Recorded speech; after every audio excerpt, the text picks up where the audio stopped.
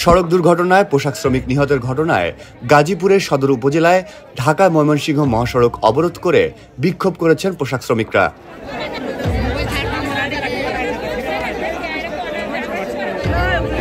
আজ বুধবার সকাল ৮টা থেকে গোল্ডেন রিফিট গার্মেন্টস কারখানার শ্রমিকেরা কারখানার সামনে বিক্ষোভ শুরু করে। পরে সকাল ৯টা থেকে বাঘের বাজার এলাকায় তারা মহাসড়ক অবরোধ করে। এতে যান চলাচল বন্ধ হয়ে যায়।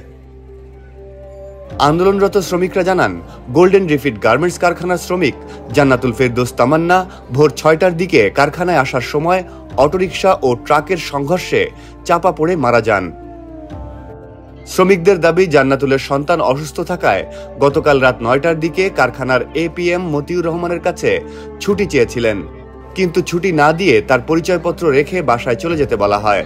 আজ সকালে কারখানায় আসার পথে সড়ক দুর্ঘটনায় মারা যায় জান্নাতুল। সড়কে মৃত্যু ও কারখানা কর্তৃপক্ষের আচরণের প্রতিবাদে তারা বিক্ষোভ করছেন বলে জানান শ্রমিকেরা। সালনা হাইওয়ে থানার ভারপ্রাপ্ত কর্মকর্তা সালে আহমেদ দ্য ডেইলি স্টারকে জানান, এ বিষয়ে গোল্ডেন রিফিট গার্মেন্টস লিমিটেড কারখানা কর্তৃপক্ষের সঙ্গে শিল্প পুলিশের আলোচনা চলছে। কারখানার পরিচালকদের একজন খন্দকার রবিউল ইসলামের সঙ্গে এ বিষয়ে যোগাযোগের চেষ্টা করা হলেও তিনি কল ধরেননি। এই ঈদে জামা জুতো অ্যাক্সেসরিজের ডিসকাউন্ট।